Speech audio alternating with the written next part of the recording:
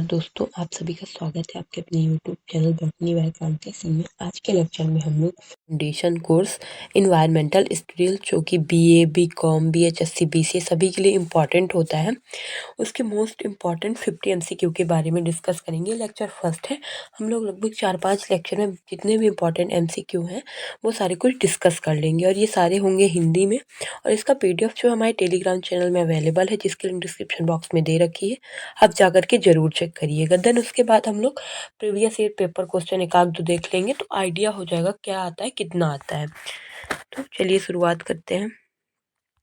सबसे पहला क्वेश्चन ये है कि पर्यावरण के संबंध में कौन सा तथ्य सही है। ऑप्शन आ, पर्यावरण अजैव तत्वों का समूह है। ऑप्शन बा, पर्यावरण जैव तत्वों का समूह है।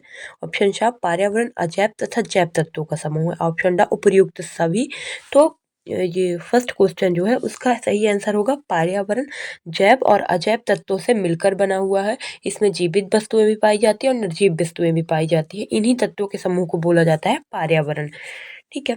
फिर दूसरा क्वेश्चन है कि पर्यावरण शब्द किस भाषा के इन्वायरन शब्द से बना है। तो ऑप्शन आ अंग्रेजी, ऑप्शन बा फ्रेंच, ऑप्शन सा लैटिन, ऑप्शन डी जर्मन। तो इसका सही आंसर होगा फ्रेंच। और यहीं पर ऐसे ही घुमा के क्वेश्चन पूछ लिया जाता है कि पर्यावरण शब्द किस फ्रेंच भाषा के शब्द से बना है। तो ये इन्वायरनर शब्द से मिलकर के बना हुआ है। तो यहाँ पर लगभग 2 क्वेश्चन कवर हो जाते हैं। फिर तीसरा क्वेश्चन आता है, सृष्टि संबंधित तत्व कॉस्मिक एलिमेंट्स को आप किस पर्यावरण में सम्मिलित करेंगे। ऑप्शन आ भौतिक पर्यावरण, ऑप्शन बा जैविक पर्यावरण, ऑप्शन सा सांस्कृतिक पर्यावरण, ऑप्शन ड उपयुक्त में से कोई नहीं। तो इसका सही आंसर होगा, हम जो सृष्टि संबंधित तत्व होंगे उनको ऑप्शन आ भौतिक पर्यावरण में सम्मिलित करेंगे। फिर चौथा है, निम्नलिखित में से पर्यावरण में निम्नलिखित में से कौन सा तत्व शामिल है। भौतिक तत्व, जैविक तत्व, सांस्कृतिक तत्व, उपयुक्त सभी। तो ये सभी तत्व जो होते हैं पर्यावरण में शामिल है। फिर 5वां क्वेश्चन है, निम्नलिखित में से कौन सा पर्यावरण का घटक है। भूमि है, जल एवं वायु है, जैविक प्राणी, उपयुक्त सभी। तो पर्यावरण में भूमि भी पाई जाती है, जैविक जीवित प्राणी भी पाए जाते हैं, पानी भी पाया जाता है और हवा भी पाई जाएगी। तो इसका सही आंसर होगा ऑप्शन ड उपयुक्त सभी। फिर वातावरण की विशेषता यह है कि वह ऑप्शन आ सदैव अपरिवर्तित रहता है, ऑप्शन बा सदैव परिवर्तित रहता है, ऑप्शन सा लंबे समय तक समान रहता है, ऑप्शन ड उपयुक्त सभी। तो आपने वातावरण हमेशा देखा होगा, कभी ठंडी आएगी, कभी गर्म आएगी, कभी कुछ आ जाएगा, कैसा मौसम आ जाता है, कभी पानी ही गिरने लग जाता है। तो वातावरण हमेशा परिवर्तित होता रहता है। तो इसका सही आंसर होगा ऑप्शन बा। फिर 7वां क्वेश्चन है, निम्नलिखित में से कौन सा प्राकृतिक पर्यावरण का अंग है। ऑप्शन आ स्थल मंडल, ऑप्शन बा वायुमंडल, ऑप्शन सा जल मंडल, ऑप्शन ड उपयुक्त सभी। तो प्राकृतिक पर्यावरण का स्थल मंडल भी पाया जाता है, वायुमंडल भी पाया जाता है और जल मंडल भी पाया जाता है। तो तीनों ही होंगे। इसका सही आंसर होगा उपयुक्त सभी। पर्यावरण पर अधिकार है मानव का, वनस्पति का, जंतुओं का और समस्त जीवों का। तो इस पर समस्त जीवों का अधिकार है। पर्यावरण किसी के लिए वर्जित नहीं है कि तुम इसका यूज नहीं कर सकते। उसमें मनुष्य भी रहते हैं, जंतु भी रहते हैं और वनस्पति भी रहती है। तो उसमें समस्त जीवों का अधिकार होता है। 9वां क्वेश्चन है, पर्यावरण की अध्ययन की प्रकृति कैसी होती है। ऑप्शन आ एकल आयामी, ऑप्शन बा बहुआयामी, ऑप्शन सा संकुचित, ऑप्शन ड द्विआयामी। तो इसका सही आंसर होगा बहुआयामी होती है। फिर क्वेश्चन 10वां है, निम्न में से कौन सी संस्था पर्यावरण से संबंधित नहीं है। ऑप्शन आ विज्ञान और पर्यावरण केंद्र, भारतीय वनस्पति सर्वेक्षण संस्था, भारतीय वन्यजीव संस्था और भारतीय सर्वेक्षण विभाग। तो इसका सही आंसर होगा ऑप्शन बा भारतीय वनस्पति सर्वेक्षण संस्थान जो होते हैं पर्यावरण से संबंधित नहीं है। फिर उसके बाद 11वां क्वेश्चन आ जाता है, प्राकृतिक संसाधन का उदाहरण नहीं है। जल, ऊर्जा, भूमि, इमारतें। तो इसका सही आंसर होगा इमारतें। इमारत ने प्रकृति खुद नहीं बनाई, वो एक कृत्रिम संसाधन है। ये इमारतें कैसी होती हैं, कृत्रिम संसाधन होती हैं जो कि मानव द्वारा विकसित की जाती हैं, वो प्रकृति द्वारा नहीं दी गई हैं। फिर 12वां क्वेश्चन आता है, निम्नलिखित में से कौन सा संसाधन अनवीनकरणीय है। ऑप्शन आ पेट्रोल, भूमि, जल शक्ति। क्योंकि इन सभी साधन को, जैसे भूमि हो गया, जल हो गया और जल शक्ति, ये अब अनवर्णीयकरणीय है, लेकिन इसमें नवीनीकरणीय है। लेकिन जो पेट्रोल होता है उसका नवीनीकरण नहीं किया जा सकता है। तो पेट्रोल कैसा है, अवर्णीकरणीय है। फिर 13 क्वेश्चन है, निम्नलिखित में से कौन सा अक्षय संसाधन नहीं है? ऑप्शन आ सूर्य ताप, ऑप्शन बा वायु, ऑप्शन सा जल, ऑप्शन डा कोयला। तो इसका सही आंसर होगा अक्षय संसाधन कोयला नहीं है। फिर 14वां क्वेश्चन है, प्राकृतिक संसाधनों का संरक्षण से आशय है संसाधनों का उपयोग कंजूसी से किया जाना, संसाधनों का उपयोग आवश्यकता अनुसार दोहन करना, संसाधनों का ही उपयोग ही किया ही ना जाए, संसाधनों का सार्थक और वियोजिक ढंग से उपयोग किया जाए। तो प्राकृतिक संसाधन का अर्थ ये होता है कि संसाधनों का आप यूज करें, लेकिन इतना यूज करें कि भविष्य में जो आने वाली पीढ़ी है उनके लिए भी रहे, और एक जितनी जरूरत है आपको आप उसी हिसाब से यूज करें। तो इसका सही आंसर होगा ऑप्शन द संसाधनों का सार्थक एवं वियोजिक ढंग से उपयोग करें। फिर 15 क्वेश्चन है, विश्व में खाद्य समस्या का मूल कारण है? ऑप्शन आ वन विनाश, ऑप्शन बा मृदा अपरदन, ऑप्शन शाह जनसंख्या वृद्धि, ऑप्शन डा प्रकृति आपदा। तो इसका सही आंसर होगा ऑप्शन शाह जनसंख्या वृद्धि। अगर विश्व में खाने की कमी पड़ रही है, तो उसका खाने की समस्या आ रही है, तो उसका अध्ययन है, उसका मतलब ये है कि जनसंख्या बहुत ज़्यादा है जिससे लोगों को पहुंच नहीं पा रहा, उतना हो नहीं पा रहा है। फिर ऊर्जा संकट का समाधान है कोयले के स्रोत, पेट्रोलियम की खोज, वैकल्पिक ऊर्जा स्रोत, बिजली की कटौती। तो इसका सही आंसर होगा ऊर्जा संकट का समाधान तभी हो सकता है जब आप एक वैकल्पिक ऊर्जा स्रोत का यूज करें। फिर 17 है, विश्व खाद्य दिवस होता है ऑप्शन आ 16 सितंबर को, ऑप्शन बा 16 अक्टूबर को, ऑप्शन शाह 16 अगस्त को, ऑप्शन डा 16 जून को। तो इसका सही आंसर होगा 16 अक्टूबर को होता है विश्व खाद्य दिवस। सोलर ऊर्जा से विद्युत बनाई जाती है सोलर कुकर द्वारा, सोलर सेल द्वारा, सोलर हीटर द्वारा, उपयोग सभी द्वारा। तो इसका सही आंसर होगा सोलर जो सेल होते हैं उसी के द्वारा सोलर ऊर्जा से विद्युत ऊर्जा बनाई जाती है। फिर 19वां क्वेश्चन है, भूमि एक मुख्य संसाधन है जो प्रकृति की डैश डैश देन है, निशुल्क, सशुल्क, आपातकालीन, दीर्घकालीन। तो इसका सही आंसर होगा निशुल्क। हमें प्रकृति ने भूमि को निशुल्क संसाधन दिया है। फिर 20वां है, निम्न में से भूमि का प्रकार नहीं है, सामान्य भूमि, असामान्य भूमि, नम भूमि और बंजर भूमि। तो इसका प्रकार असामान्य भूमि नहीं है, भूमि का कोई भी असामान्य प्रकार भूमि का नहीं होता है। फिर 21 क्वेश्चन है, कौन सा मृदा अपरदन का प्रभाव नहीं है? मिट्टी की उर्वरता की कमी, सिल्टीकरण, अकाल, मृदा प्रदूषण। तो इसका सही आंसर होगा ऑप्शन ड मृदा प्रदूषण, वो मृदा अपरदन का प्रभाव नहीं। फिर आ जाता है 22वां क्वेश्चन, कौन सा प्राकृतिक और रासायनिक संगठन के आधार पर प्राकृतिक संसाधन का प्रकार नहीं है? अकार्बनिक संसाधन, परिवर्धनीय संसाधन, कार्बनिक संसाधन, मिश्रित संसाधन। तो इसका सही आंसर होगा परिवर्धनीय संसाधन।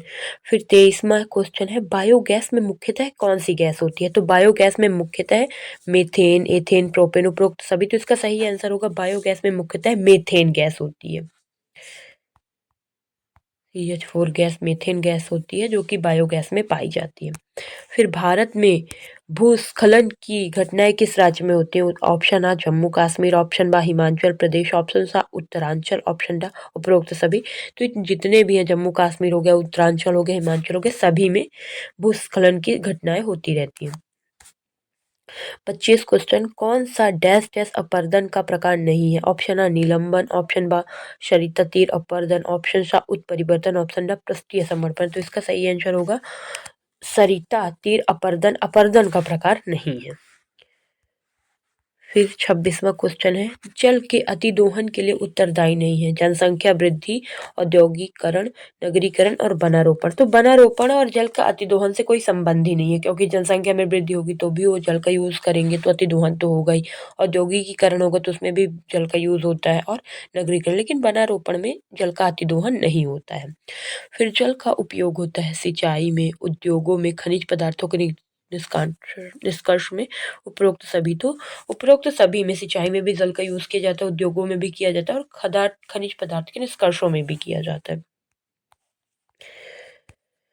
फिर 28 क्वेश्चन है, एक व्यक्ति को जीवित रहने के लिए प्रतिदिन जल की आवश्यकता होती है? ऑप्शन आ 2 से 2.5 लीटर, 1.5 से 1 लीटर तक, और 1 लीटर से 1.5 लीटर तक, और द क्वेश्चन 0.5 लीटर तक। तो इसका सही आंसर होगा ऑप्शन आ 2 से 1.5 लीटर तक एक मनुष्य को दिन भर में प्रतिदिन जल पीने की आवश्यकता होती है। 19 क्वेश्चन है, निम्नलिखित में से कौन सा स्रोत भूमिगत जल स्रोत है? नलकूप, झील, तालाब, नदी। तो भूमिगत जल स्रोत है नलकूप। नलकूप भूमि में होता है, उसी से फिर पानी निकाला जाता है। फिर आ जाता है 30वां क्वेश्चन, पृथ्वी का कितने प्रतिशत भूभाग जल से घिरा हुआ है? 50%, 60%, 70%, 80%। तो लगभग 70% पार्ट जो होता है वो भूभाग भूभाग जल से ही घिरा हुआ है पृथ्वी का, और 30% में स्थल पाया जाता है। फिर निम्नलिखित में से कौन सा उद्योग वनों पर आधारित है? चमड़ा उद्योग, सीमेंट उद्योग, कागज उद्योग, कपड़ा उद्योग। क्योंकि जो कागज होते हैं वो किससे बनते हैं? लकड़ियों से बनते हैं, तो इसीलिए जितने भी ये कागज उद्योग होते हैं वो वनों पर आधारित होते हैं। फिर झूमिंग किसका प्रकार है? व्यापार का, कृषि का, खनन का, पशुपालन का। तो झूमिंग झूमिंग जो होती है कृषि का प्रकार होती है, जो कि आदिवासियों द्वारा की जाती है। पशुचारण की अनियंत्रितता हानि पहुंचती है। ऑप्शन आ वनों को, ऑप्शन बा जल स्रोतों को, ऑप्शन सा वायु को, ऑप्शन डा मनुष्यों को। तो पशु चारण जब होता है तो वनों को बहुत ज़्यादा हानि पहुंचती है। फिर 34 क्वेश्चन है, इमारती लकड़ी का उपयोग होता है फर्नीचर निर्माण में, कागज निर्माण में, स्याही निर्माण, उपरोक्त में से कोई नहीं। तो इमारती लकड़ी का यूज़ फर्नीचर जो भी बनते हैं, जैसे बेड हो गया, तखत हो गया, सोफा वगैरह हो गया, सब में इमारती लकड़ी का यूज़ होता है। फिर 35 है, निम्न में से इमारती लकड़ी नहीं है? आबू नश, रोड वुड, आयरन वुड, बांस। तो इसमें से बांस जो होती है वो एक इमारती लकड़ी नहीं होती है। फिर 36 क्वेश्चन है, शीतोष्ण कटिबंधीय वंदीय वनों में वृक्ष नहीं पाया जाता? साल का, ऑप्शन बा चीड़ का, ऑप्शन सा देवदार का, ऑप्शन डा स्प्रूस का। तो इसका सही आंसर होगा ऑप्शन आ साल का नहीं पाया जाता है। फिर 37 क्वेश्चन है, उष्ण कटिबंधीय वनों में वृक्ष नहीं पाया जाता है? साल का, स्प्रूस का, अबूनाश का, या फिर रोजवुड का। तो इसका सही आंसर होगा स्प्रूस का नहीं पाया जाता है उष्णकटिबंधीय वर्षावन में। बांध प्रभावित करते हैं वनों को, आदिवासियों को, जीव जंतुओं को, उपरोक्त सभी। तो जहाँ पर बांध बनाएंगे वहाँ पर वनों को भी काटा जाएगा, तभी बांध का निर्माण होगा। और आदिवासी अगर वहाँ पे रह रहे तो उनको वहाँ से भेजा जाएगा, और जीव जंतुओं को तो ऑफकोर्स होगा ही। तो इसमें सभी हो जाएंगे, उपरोक्त सभी। फिर उसके बाद आ जाता है 39 क्वेश्चन कि वनों के कारण उत्पन्न समस्याएं नहीं है? भूस्खलन की समस्या, जलवायु पर प्रभाव, वनिग्न और वनों का दहन, बाढ़ एवं सूखे की समस्या। तो इसका सही आंसर होगा ऑप्शन सा वनिग्न एवं वनों का दहन। फिर 40 क्वेश्चन है, वन बाढ़ को करते हैं अनियंत्रित, नियंत्रित, निश्चित, अनिश्चित। तो इसका सही आंसर होगा नियंत्रित, क्योंकि बाढ़ जो होती है वो थोड़े थोड़े पानी में सोख ली जाती है पानी द्वारा। तो एक वन जो होता है उसको नियंत्रित करता है बाढ़ को। फिर 41 क्वेश्चन है, वन उन्मूलन का मुख्य कारण है? ऑप्शन आ कृषि भूमि की मांग, औद्योगिकीकरण में वृद्धि, नगरीकरण में वृद्धि, जनसंख्या वृद्धि। तो अगर ये वन उन्मूलन का कारण पूछा जाए तो इसमें जनसंख्या में जो वृद्धि होती है वही इसका मुख्य कारण होती है। फिर 42 क्वेश्चन है कि भूक्षरण या मृदा अपरदन संबंधित है? ऑप्शन आ वन उन्मूलन से, ऑप्शन बा वायु प्रदूषण से, ऑप्शन सा कृषि से, ऑप्शन डा उपरोक्त सभी। तो इसका सही आंसर होगा ऑप्शन आ वन उन्मूलन से। फिर 43 क्वेश्चन है, वनों से होने वाला प्रत्यक्ष लाभ नहीं है? ऑप्शन आ लकड़ियों से निर्मित वस्तुएं, ऑप्शन बा पशुओं का चारा, ऑप्शन सा वर्षा में सहायक, ऑप्शन डा उद्योगों के लिए कच्चा माल। तो इसका सही आंसर होगा वर्षों में सहायक, ये प्रत्यक्ष लाभ नहीं है।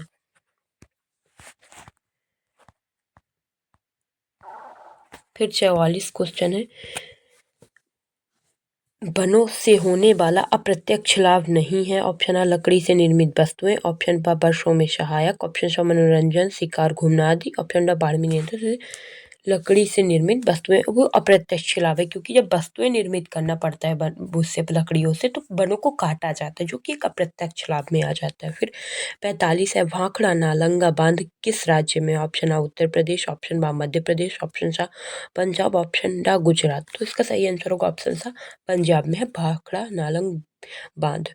फिर 46 क्वेश्चन है, सरदार सरोवर बांध स्थापित है तप्ती नदी पर, महानदी पर, नर्मदा नदी पर, गोदावरी नदी पर। तो इसका सही आंसर होगा सरदार सरोवर बांध नर्मदा नदी में पाया जाता है।